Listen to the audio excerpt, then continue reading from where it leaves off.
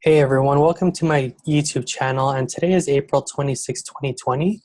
I want to provide you some context for my channel. The goal of the channel is really to provide knowledge in multidisciplinary subjects that you could hopefully apply to your life.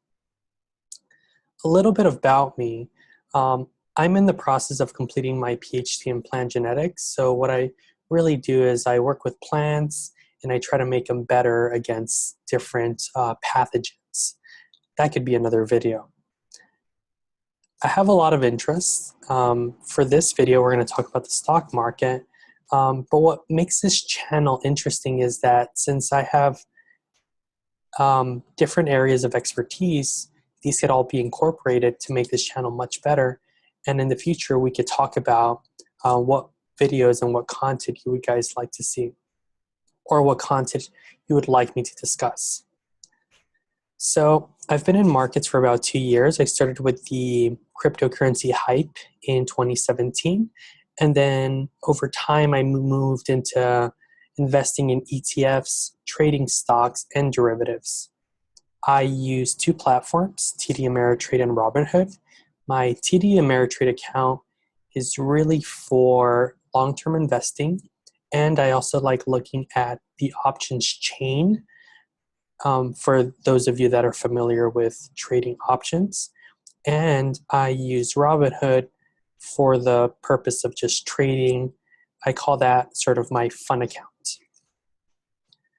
So for today's focus, it's going to be really observing the charts and maybe not removing, but reducing your bias whenever you look at a chart.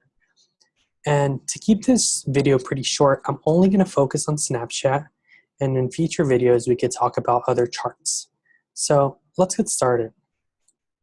So this is the historical price action of Snapchat, and I wanted to frame this in the context of earnings. So if you guys remember, or if you don't know, Snapchat had a massive run-up of 30% last week. And prior to that, you might have been wondering, well, where was price going to go? Were we going to go up or down or stay neutral? And I could give you my opinion as to how I traded Snapchat going into earnings. Spoiler alert, I really didn't trade it. I waited till after to make my move. But anyways, so this is sort of one of the tools that I use in order to look or sort of assume where a chart or a price might go. For those of you familiar with support and resistance points, it's basically areas that the market deems interest. So let's just set up a couple points. We'll do the opening stock price of Snapchat, which was here. This was when this was in 2017. Let's see, another interesting point could be right here, which was essentially this breakup here, and then, we've sort of been there before. Another interesting point could be this area here, because, we got pretty close to it here, we touched it here, we touched it here, and we touched it here, and we went a little bit below it. And then we could draw one more. And again, these are not set in stone. These are just sort of to get a general idea.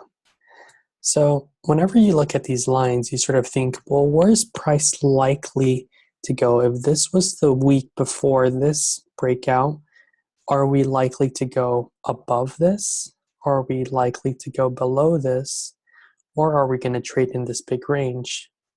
And it's pretty obvious that the probability of going above this channel is very rare because we've barely spent any time here historically. So this point is probably irrelevant. And if you look at this point, well, a majority of people might say, well, are we going to actually retest this bottom again from 2018? And again, we've really spent very little time throughout its historical price action below this line. So the likelihood of being here is negligible. Okay. So now you're sort of left with this range. This is and you're thinking, well, where we might go. And if you look at this range, from here to here, we have, this is technically like a $7 move. And from here to here, we have a $10 move, okay? So if you think about it in general, we have more range to trade here than we do down here. And that's sort of a way that you could assess if the stock is more likely to move higher or lower.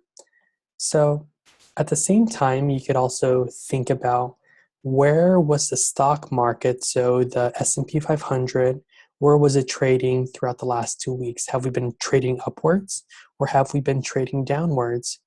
And for the last 2 weeks, really, in the S&P 500, we've been in a similar range, but we've been moving upwards. So that might be another indicator that might help you, that might tell you, or it might be a clue to tell you that we're more likely to trade higher than we are lower.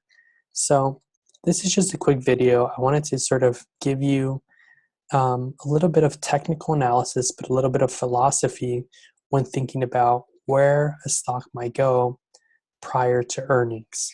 So if you guys like that video, just let me know, and please let me know what videos you guys would be interested in. Like I said, I have multiple areas of expertise, and I am familiar with trading both stocks and derivatives. Thank you.